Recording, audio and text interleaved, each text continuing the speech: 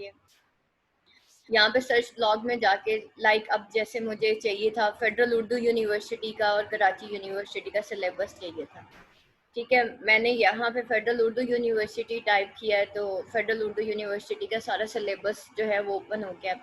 मेरा कुछ ये यहाँ पे देखें, यहाँ पे लेबल्स हैं, ये फेडरल उर्दू यूनिवर्सिटी की सारी चीज़ें यहाँ पे मैं लेबल्स में डाल देती हूँ, यानी कि जो फेडरल उर्दू यूनिवर्सिटी को पढ़ाऊँगी वो यहाँ पे आ जाएगा, ठीक है। तो इस तरीके से मैं जो हूँ लेबल कर देती हूँ चीज़ों को, ताकि इन केस के अगर मैं ऑफलाइन भी होती हूँ तो मेरा स्टूडेंट कभी भी किसी भी टाइम जाके, हर वक्त मेरे पास नहीं टाइम होता अपलोडिंग का, तो ये आपके पास सारे लिंक्स हैं यहाँ पे जो कि आपको बताते हैं।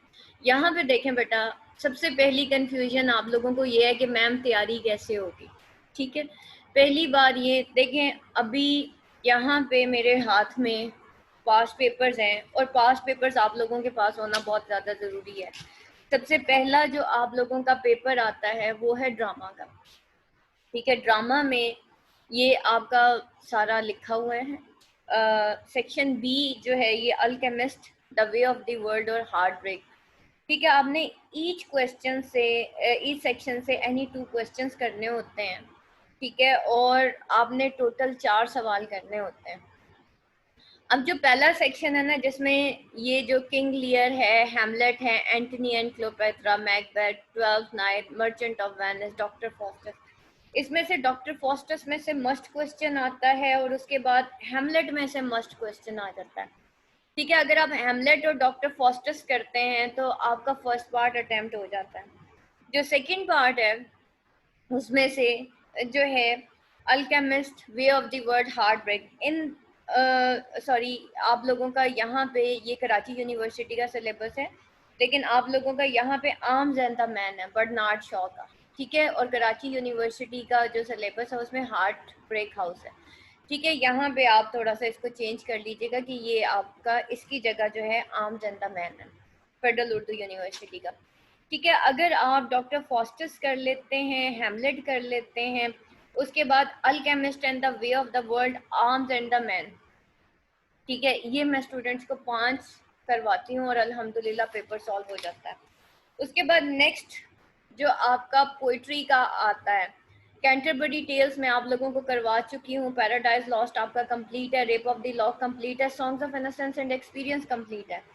पोइट्री के पेपर में भी आपने एनी 4 क्वेश्चन करने होते हैं।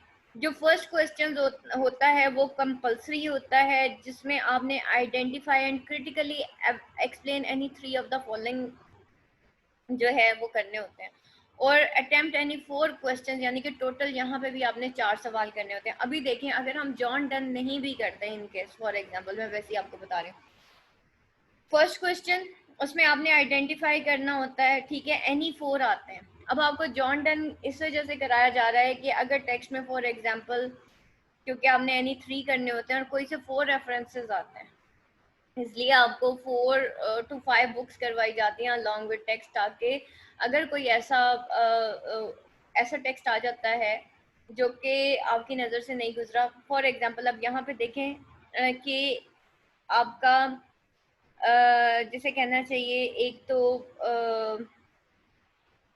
चौसर में से मस्ट टेक्स्ट आता है, ठीक है। फिर देन आप लोगों का जो है एक आ जाएगा जॉन डन में से, फिर और एक आ जाएगा आप लोगों का रेप ऑफ द लॉक में से, या जो भी है। अब यहाँ पे देखिए आपकी 7 बुक्स हैं, 7 में से मैं स्टूडेंट्स को 5 करवाती हूँ। रेप ऑफ द लॉक करवा देती हूँ, songs of innocence and experience मैंने आप लोगों को पहले ही करवा दिया है, जॉन डन की पोइट्री करवाती हूँ, और उसके बाद कैंटरबरी टेल्स, पैराडाइज लॉस्ट, ठीक है। 1 2 3 4 और ये 5 बुक्स हो गई ना आपकी, 5 बुक्स हो गई, ठीक है। अब ये जो पास्ट रेफरेंस टू कॉन्टेक्स्ट है बेटा, ये आप लोगों को एक्चुअली सॉल्व करने होते हैं। उसमें हम ये करते हैं एट द एंड जाके कि जितने भी लास्ट 5 इयर्स के पास्ट पेपर्स होते हैं उनको हम मतलब थ्रू, क्योंकि टेक्स्ट होता है, टेक्स्ट हर जगह डिफरेंट आता है और उसको एग्जैक्टली सोचना कि ये कहाँ से आया थोड़ा मुश्किल होता है। इसी तरीके से यहाँ पे देखें, मेरे सामने पास्ट पेपर्स हैं। First question Chaucer art of characterization में से आया हुआ है, और मतलब चौसर में से एक क्वेश्चन मस्ट आता है। देन उसके बाद जो है अच्छा, चौसर में से एक क्वेश्चन मस्ट आता है, देन आपका रेप ऑफ द लॉक में से एक क्वेश्चन मस्ट आता है, और फिर मिल्टन में से एक क्वेश्चन मस्ट आता है, और विलियम ब्लेक, ठीक है, उसमें से एक क्वेश्चन मस्ट आता है, यानी कि आपकी जितनी भी पोएम्स है उनमें से एक एक मस्ट आता है। तो जब आप अटेम्प्ट एनी 4 क्वेश्चंस करते हैं, अब पहले तो रेफरेंस टू कॉन्टेक्स्ट आया करता था आप लोगों के फेडरल उर्दू यूनिवर्सिटी के पेपर में, लेकिन ये मेरे हाथ में 2018 का पेपर है, 2018 के पेपर में रेफरेंस टू कॉन्टेक्स्ट नहीं आया हुआ, उन्होंने जस्ट लिखा हुआ है अटेम्प्ट एनी 4 क्वेश्चन, ठीक है। तो ये आप लोगों के लिए कोई मुश्किल नहीं है कि आप इसको कर सकें। फेरी क्वीन एक एक्स्ट्रा बुक है, आप लोगों को नोट्स दे दिए हैं, बुक्स आप लोगों ने खरीद ली हैं। फेरी क्वीन में से एक ही स्टाइल आता है, वो आता है स्पेंसर का पोएटिक स्टाइल, ठीक है, फ्रॉम बुक 1, दैट्स ऑल, ठीक हो गया। तो ये आप लोगों का पेपर आराम से सॉल्व हो जाएगा। ये अभी तक आप लोगों का पेपर जो है ये जॉन टन की पोइट्री के साथ सारा कंप्लीट हो गया, ठीक है। ये लास्ट आपकी बुक है और उसके बाद हमारा पोइट्री का पेपर कंप्लीट हो जाएगा। ड्रामा का मैंने आपको इसके बाद स्टार्ट करवाना है, जिसमें मैंने आपको बताया कि मैं आपको हैमलेट करवाऊंगी, डॉक्टर फॉस्टर्स करवाऊंगी, alchemist and then the way of the world, ठीक है, और एक और आपको करवाऊंगी arms and the man Shaw का। ये 5 आपके हो जाएंगे तो ऑटोमेटिकली आपका हो जाएगा। अच्छा, फिक्शन का पेपर जो है ना बेटा, ये थोड़ा टफ है। टोटल आप लोगों की 9 बुक्स हैं और 9 बुक्स में से क्वेश्चन आते हैं 6, यानी कि एनी 3 बुक्स ये लोग स्किप कर देते हैं, ठीक हो गया। अब इन 9 बुक्स में से ये जो लिखी हुई है, यहाँ पे मैंने बुक्स लिखी हुई हैं यहाँ पे, अब इसमें देखें ना कि इन 9 बुक्स में से एनी 3 बुक्स तो ये आप लोगों को वो कर देंगे, स्किप कर देंगे, ठीक हो गया। सबसे पहले रॉबिन्सन क्रूसो है, जोसेफ एंड्रयूज है, प्राइड एंड प्रेजुडिस है, then vanity fair, David Copperfield, wuthering heights, Adam Bede, Tess of D'Urbervilles, and then Henry portrait of a lady. अब मैं इनमें से कौन से करवाती हूँ? मैं जोसेफ एंड्रयूज करवाती हूँ स्टूडेंट्स को, प्राइड एंड प्रेजुडिस करवाती हूँ, एडम बीड करवाती हूँ, टेस्ट ऑफ डबरविलिस करवाती हूँ। ये एडम बीड भी आपका हो जाएगा, ठीक हो गया। On the safer side, on the safer side, क्योंकि 9 बुक्स में से जस्ट 6 बुक्स में से ये एक एक क्वेश्चन देते हैं, यानी कि एनी 3 बुक ये स्किप कर देते हैं। इट मीन्स कि हमें इन बुक्स के अलावा और भी बुक्स करनी है, ठीक है। तो हम क्या करते हैं कि इन 9 किताबों में से हमें 6 नॉवेल्स करने होते हैं, ठीक है। Number 1 Robinson Crusoe, Joseph Andrews, pride and prejudice, then wuthering height, George and this one, ठीक है। Vanity fair and David Copperfield हम छोड़ देते हैं, Henry portrait of a lady भी हम लोग छोड़ देते हैं। तो इस तरीके से हम 6 बुक्स करते हैं, तो 6 बुक्स में से 4 क्वेश्चंस आ जाते हैं और स्टूडेंट्स इजीली उसको सॉल्व कर लेते हैं, ठीक है। अब यहाँ पे देखें, जो देखें प्राइड एंड प्रेजुडिस में से मस्ट आता है, ठीक है, फिर टेस्ट ऑफ डबरविलिस में से मस्ट आ जाता है और थॉमस हार्डी में से मस्ट क्वेश्चन आता है, ठीक हो गया। तो इस तरीके से हम लोग इसको पेपर को प्रिपेयर करते हैं। लेकिन एनी 3 नॉवेल्स वो कौन से स्किप करते हैं? ये कभी भी, इस दफ़ा जो पेपर आया था नॉवल का, वो बहुत अनएक्सपेक्टेड सा पेपर आया था। उसके बाद आप लोगों का आता है लिटरेरी क्रिटिसिज्म। लिटरेरी क्रिटिसिज्म में मैं स्टूडेंट्स को अरिस्टोटल पोएटिक्स करवाती हूँ सेक्शन ए में से, फिलिप सिडनी करवाती हूँ, और सेक्शन बी में से मैं वर्ड्सवर्थ करवाती हूँ, एंड देन कॉलरिज करवाती हूँ, और साथ में टी.एस. इलियट करवा देती हूँ। ये आप लोगों की 5 बुक्स होती हैं। अब यहाँ पे आपका जो लिटरेरी क्रिटिसिज्म है, इसमें आपको एनी 5 क्वेश्चंस करने होते हैं। एनी 5 क्वेश्चंस का मतलब ये है कि आपको 2 सेक्शंस में आपका पेपर आता है, section A and then section B, और फिर उसमें से आपको हर सेक्शन में से मिनिमम 2 क्वेश्चंस करने मस्ट होते हैं। अरिस्टोटल पोएटिक्स में से जो है वो 2 क्वेश्चंस आते हैं, आपको एनी 1 करना होता है। अरिस्टोटल पोएटिक्स में आपके पास चॉइस होती है, तो इस क्योंकि अरिस्टोटल पोएटिक्स ऑलरेडी काफ़ी लेंथी मतलब एक क्रिटिसिज्म की बुक है। फिलिप सिडनी करवाती हूँ, ठीक है, फिलिप सिडनी में से भी क्वेश्चन मस्ट आ जाता है, ठीक हो गया। और ये ड्राइडन एंड जॉनसन मैं स्टूडेंट्स को छुड़वा देती हूँ क्योंकि ये मस्ट क्वेश्चंस हैं। ये टोटल आप लोगों की 9 बुक्स हैं और इनमें से 8 में से पेपर बन के आता है। तो मैं जो सेक्शन बी है इसमें से वर्ड्सवर्थ करवा देती हूँ स्टूडेंट्स को, कॉलरिज करवा देती हूँ, और टी.एस. इलियट करवाती हूँ। ये आप लोगों की टोटल 5 बुक्स हो गई, और इन 5 बुक्स में से आपका पेपर बन के आ जाता है। टी.एस. इलियट में से मस्ट आता है, वर्ड्सवर्थ में से और कॉलरिज में से। ऑन द सेफर साइड हम मैथ्यू आर्नल्ड कर लेंगे, ऑन द सेफर साइड, ठीक है, ताकि कोई ऐसा इस तरह का कोई मसला ना हो, ठीक है। और या हम FR लिविस भी कर सकते हैं, क्योंकि कीट्स और आयरनी और स्विफ्ट और ये इन चीज़ों को पढ़ना कोई मुश्किल काम नहीं है। उसके बाद आता है पेपर 5 जो है, वो आता है आपका history of English literature from Renaissance to 1939, ठीक है। रेनेसेंस से लेके 1939 तक आपके जितनी भी हिस्ट्री ऑफ इंग्लिश लिटरेचर है, आपने उसके बारे में पढ़ना होता है, ठीक है। इसमें नॉर्मली जो क्वेश्चन आते हैं जो पास पेपर्स में आते हैं, ठीक है, ऐसा नहीं है कि वो आउट ऑफ सिलेबस आ जाते हैं। आपका सिलेबस जो है वो आपको गिवन है, अगर आप लोगों ने ख़रीदा हुआ है हिस्ट्री ऑफ इंग्लिश लिटरेचर का भी गिवन है, और उसमें जो है आपको short history of English literature की एक बुक होती है जो बाय करनी होती है। नॉर्मली मैं वो बुक बाय नहीं करवाती स्टूडेंट्स को, हम लोग जो हैं पास पेपर्स में से ही जो है वो सिलेक्शन करके और वो सारा पेपर सॉल्व कर लेते हैं, और हमारा अल्हम्दुलिल्लाह हो भी जाता है। तो इतना कोई मुश्किल काम नहीं है हिस्ट्री ऑफ इंग्लिश लिटरेचर करना। उसमें जनरली जो है इस तरह के क्वेश्चन आ जाते हैं, लाइक यूनिवर्सिटी बिट्स के ऊपर क्वेश्चन आ जाता है, रेनेसेंस के ऊपर क्वेश्चन आ जाता है, तो आपको अच्छे खासे क्वेश्चंस करवा दिए जाते हैं। लास्ट ईयर भी मैंने स्टूडेंट्स को हिस्ट्री का पेपर प्रिपेयर करवाया था और उनका सॉल्व हो गया था, ऐसा नहीं था कि उनका कोई क्वेश्चन जो है वो रह गया हो। अब ये देखें, अगर आपके पास राबिया आपके पास पेपर्स हैं बेटा ये लास्ट ईयर वाले? अच्छा जी, यहाँ पे देखें बेटा, एक तो पहला क्वेश्चन मेरे पास 2016 वाला, जरा पेपर खोलिएगा अगर आपके पास पास पेपर्स हैं। यहाँ पे देखें शेक्सपियर रोमांटिक कॉमेडीज, देखें जब आप ड्रामास कर लेंगे, सारे नॉवेल्स कर लेंगे ना, तो आपका ये वैसे ही हो जाना है। देखें Ben Jonson contribution to English comedy in the light of his chief work, ठीक है। बेन जॉनसन की आपने कंट्रीब्यूशन लिखनी है, ठीक है। अब ये जो बेन जॉनसन है या इस तरह से है, जैसे इसने देखें बेन जॉनसन ने एक बुक लिखी थी प्रीफेस टू शेक्सपियर। जब आप लोगों को ये सारी बुक्स करवाई जाती हैं, एक्चुअली इसी से रिलेटेड आपका हिस्ट्री का पेपर बन के आता है। हिस्ट्री का पेपर कोई बाहर से बन के नहीं आता। इसी तरह यहाँ पे देखें 2016 का पेपर है, how did John Donne break the tradition of Elizabethan poetry through his metaphysical poetry? तो इसमें John Donne as a metaphysical poet आएगा। अभी मैंने आपको जॉन डन कंप्लीट करवा देना, आपका ये क्वेश्चन भी हिस्ट्री में से कंप्लीट हो गया। उसके बाद क्वेश्चन नंबर 4 है, William Wordsworth is the priest of nature and pantheist.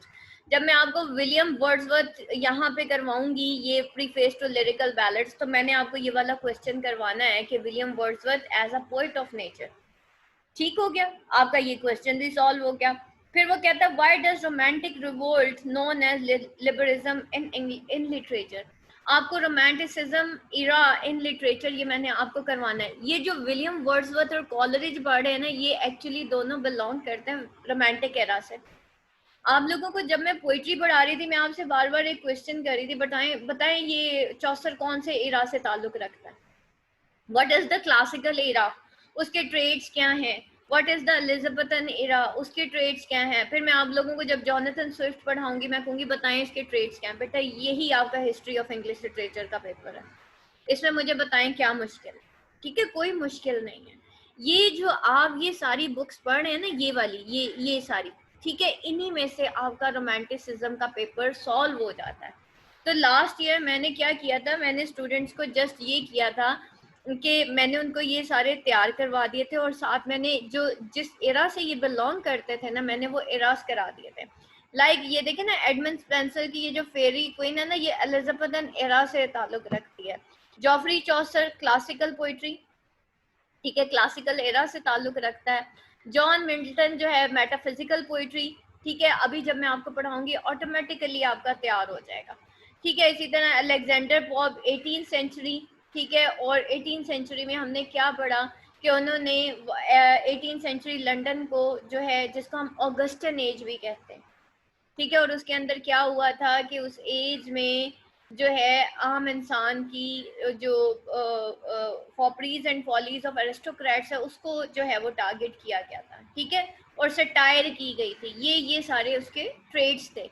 तो इसी तरह विलियम ब्लेक जो है, that is related to romantic era. William Blake के मैंने आपको नोट शेयर किए ना, उसमें रोमांटिक एरा के बारे में थोड़ा सा पढ़ लीजिएगा, तो ऑटोमेटिकली बेटा आपका रोमांटिसिज्म का क्वेश्चन कवर हो रहा है।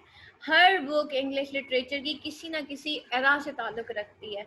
अगर आप उस एरा को एक दफ़ा पढ़ लो तो ऑटोमेटिकली आपका हिस्ट्री का पेपर सॉल्व होता है। ठीक है, इस वजह से मैं हिस्ट्री ऑफ इंग्लिश लिटरेचर जो है स्टूडेंट्स को इन्हीं बुक्स में से करवा रही होती हूँ, क्योंकि इन्हीं बुक्स में से किसी एक पे write note on the following आ जाता है।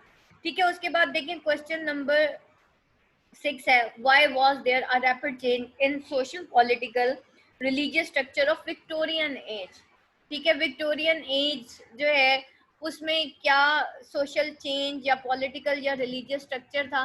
तो ये जो आप अलेक्जेंडर पॉप के बारे में आपने पढ़ा था, सेम इसी को हम विक्टोरियन एज पढ़ेंगे। ठीक है, कि इसके अंदर क्या सोशल और पॉलिटिकल चेंज आया था और किस तरीके से वो आगे बढ़ा था। ठीक है, फिर है discuss Keats treatment of beauty in his arts, ये भी मैं आप लोगों को करवा दूंगी। उसके बाद है right critical appraisal of Thomas Hardy. Thomas Hardy जब मैं आपको ये देखें, ये रहा जनाब थॉमस हार्डी। थॉमस हार्डी के बारे में, इसकी बियोग्राफी, इसका सारा कुछ मैं आपको करवाऊंगी। वर्जीनिया वुल्फ जो है वो उसके बारे में मैं वैसे ही आपको पढ़ा दूंगी, और W.B. यीट्स जो है उसके बारे में भी मैं आप लोगों को पढ़ा दूंगी।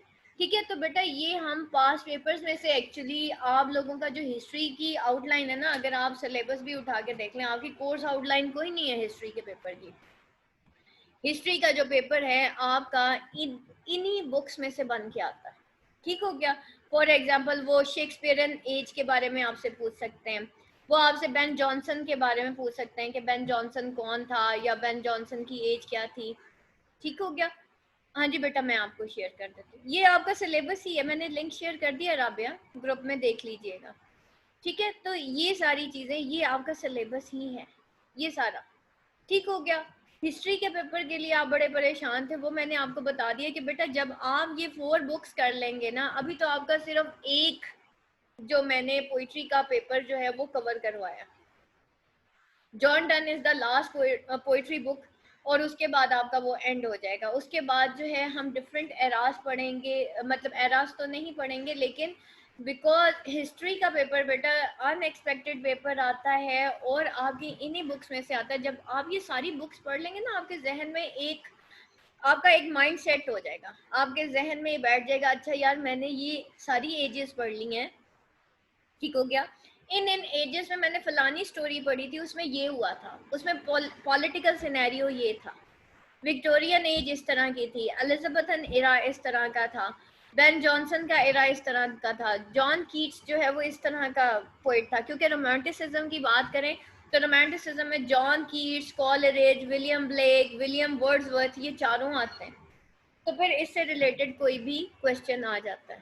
अगर आपकी कोई कंफ्यूजन है मुनीजा एंड राबिया, तो बेटा मुझसे पूछ लें, क्योंकि आप लोगों का डेली हमेशा याद रखिएगा कि जहां तक आप चल सकते हैं वहां तक तो चले ना, आगे रास्ता ऑटोमेटिकली, जब आप जहां तक चल सकते हैं वहां तक चल चुके होंगे ना, आगे अल्लाह खुद ही आपको रास्ता दिखा देगा।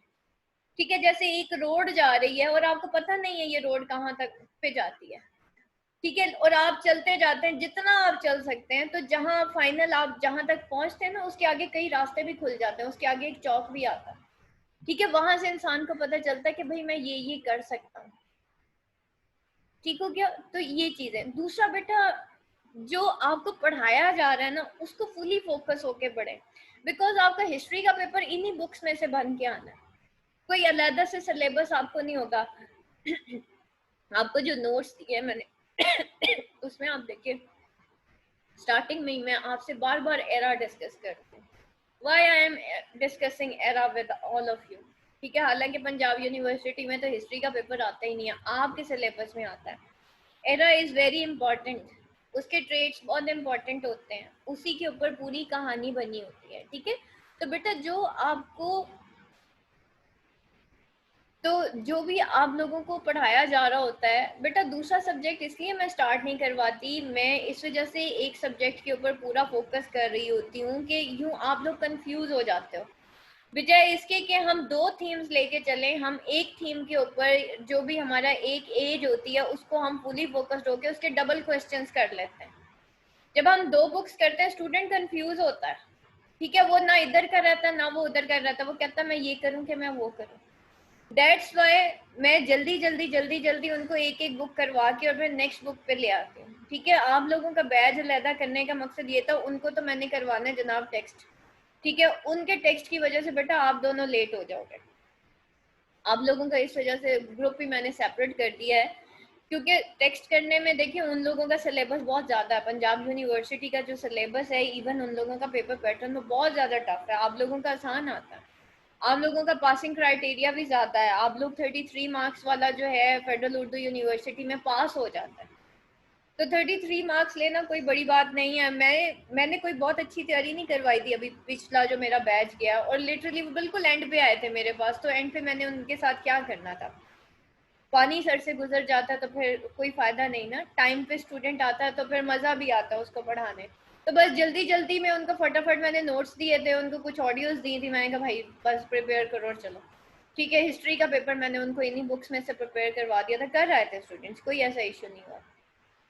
ठीक हो गया, तो इसमें कोई इतना ज़्यादा परेशान होने वाली ज़रूरत नहीं है। हिस्ट्री का पेपर विलियम शेक्सपियर में से एक क्वेश्चन मस्ट आना होता है, जॉन डन में से एक क्वेश्चन मस्ट आना होता है। नॉर्मली उसकी मेटाफिजिकल पोइट्री आ जाती है, एलिजाबेथन पोइट्री है, विक्टोरियन एज है, ये सारा बेटा आपको पढ़ा दूंगी। और आप लोगों को जो नोट्स लगाए हैं मैंने, वो जो नोट्स के अंदर चलें वहाँ पे एक चीज़ मैं मानती हूँ कि उसके अंदर जो है ना ग्रामेटिकल मिस्टेक्स बहुत ज्यादा हैं। ठीक है, लेकिन वो जो है ना आप लोगों को वहां से एक कोर्स आउटलाइन मिल जाएगी कि भाई ये इस तरह के सवाल जो हैं आप लोगों के पास पेपर में आने हैं, तो वहां से ऑटोमेटिकली और कुछ नहीं ना, एटलीस्ट आपको ये सेटिस्फेक्शन हो जाएगी अच्छा इस तरह के सवाल आने। तो उनके अंदर ना मटेरियल अच्छा लिखा हुआ है, specially history of English literature का जो मटेरियल है ना, वो मैंने स्टूडेंट्स को वहां से प्रिपेयर करवाया था।